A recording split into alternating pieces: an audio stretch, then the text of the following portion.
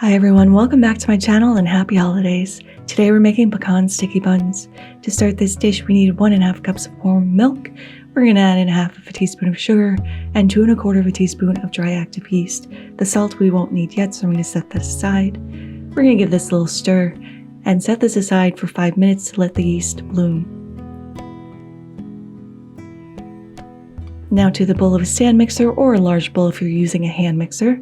We're going to add 3.5 cups of all-purpose flour, 1/4 cup of sugar, and now our 1 teaspoon of salt that we had set aside earlier. With the dough hook attached, we're going to run this on low just to start mixing all of those dry ingredients. After our yeast is bloomed, we can start to drizzle this in. I did make quite a mess here, but I did clean it up. So we're going to let this run for about 5 minutes until this starts to incorporate and come together before we add in 4 tablespoons of unsalted butter, 1 tablespoon at a time. You want that first tablespoon to incorporate into your dough before you add in the next tablespoon.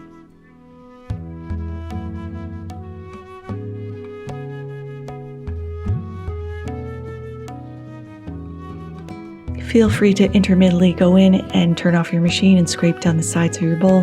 And this dough does look like a hot shaggy mess right now, but it is going to come together, I promise. After you've added in that last tablespoon of butter, we're going to let this knead on medium speed for 5 to 7 minutes or until you get this gorgeous, supple, silky dough.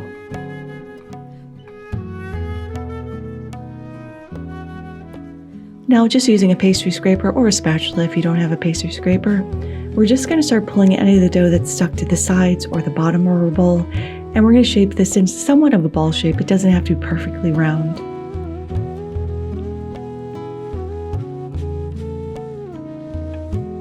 Once that's done, we're going to cover this with a tea towel, set this in a warm spot, and let it rest for 30 minutes or until it's doubled in size.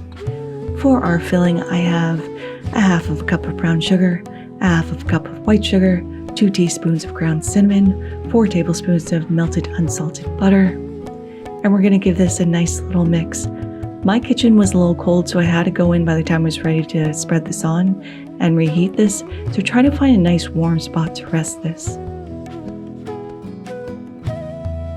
We're also going to add in 1/2 teaspoon of kosher salt to bring out the inherent sweetness in this. And I'm adding 1/8 teaspoon of allspice. Now allspice smells like cloves and cinnamon and nutmeg, but it's actually this little berry. It's one of the main ingredients in jerk chicken, and it's fragrant and it's going to add such a beautiful scent and flavor to our filling. Now you guys know my hack with butter wrappers. Don't throw them away. Use them to grease your baking dishes. I have a 9x13 pan that I'm greasing up as thoroughly as possible. We don't want anything to stick because we have to flip these out at the end. Now for our sauce, I have 8 tablespoons of unsalted butter. I'm just going to melt this over low heat. There's a lot of butter in this recipe. To this we're going to add 1 cup of brown sugar, 1/4 teaspoon of ground cinnamon, 1/2 teaspoon of vanilla extract or vanilla paste, whatever you have, and 1/4 cup of heavy cream.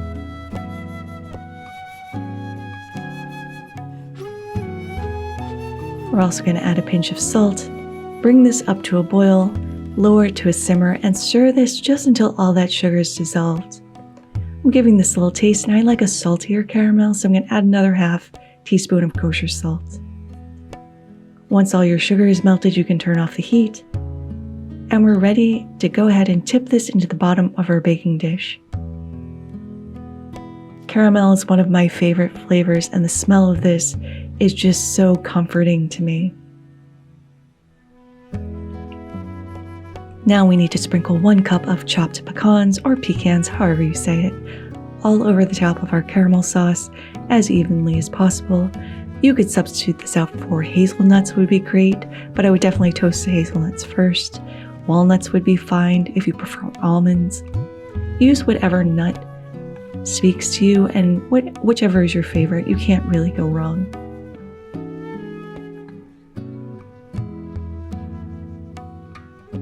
Now we can set that aside while we prep our dough finally. So this is doubled in size, and I'm using a silpat mat just to make my life easier. We still need to heavily flour this because this is a very sticky dough. So we don't want anything to rip or tear as we're rolling it out. So once everything is nicely floured, we can tip out our dough. This is pillowy and luscious and beautiful. Getting at every last little bit. We also need to flour our pin because, again, we don't want anything to rip or tear.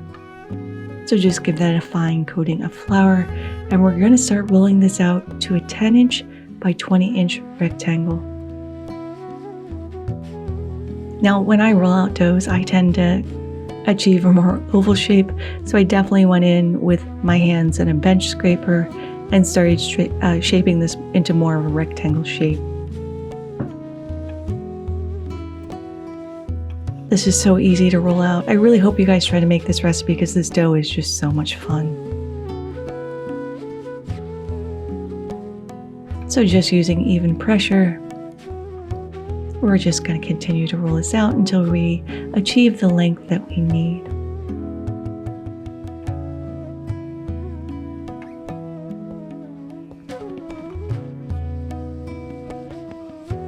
Now using my food ruler, I'm going to measure this out, and I was really shocked and pleased with myself that I actually rolled this out to exactly 20 inches.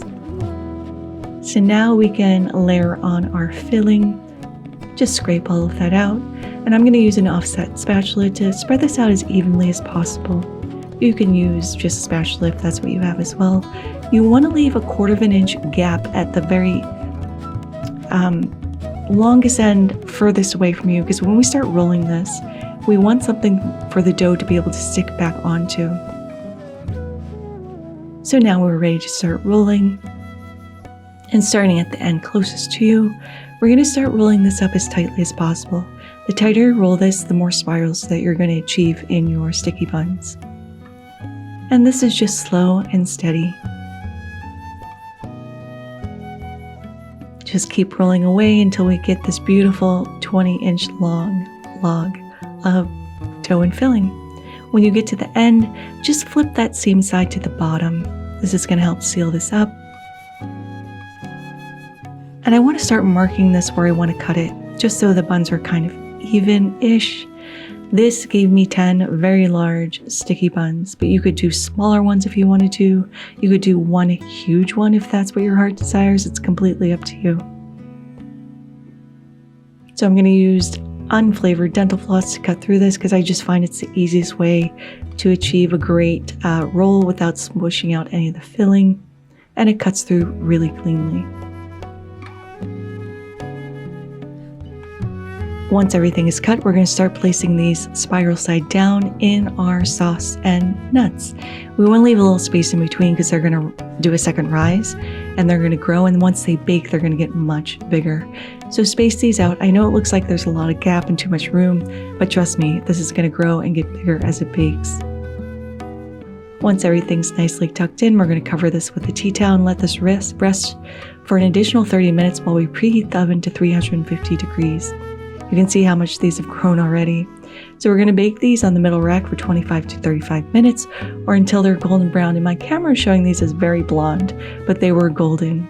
We're going to let them cool down for 15 minutes before we take a large tray, enough to cover your whole pan. And this is the nerve-wracking part, but you're going to flip this over in one fell swoop. And if you've greased your pan enough, they should pop right out. And this is perfect.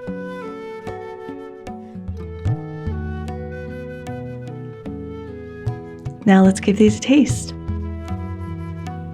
I can already tell the dough is super light and super airy.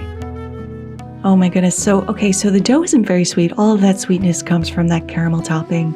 You get the nuttiness from the pecans. You get the sweetness and saltiness from the caramel sauce. And that dough is light, airy, and delicious. I think these would be perfect for Christmas breakfast if you have to feed a lot of people.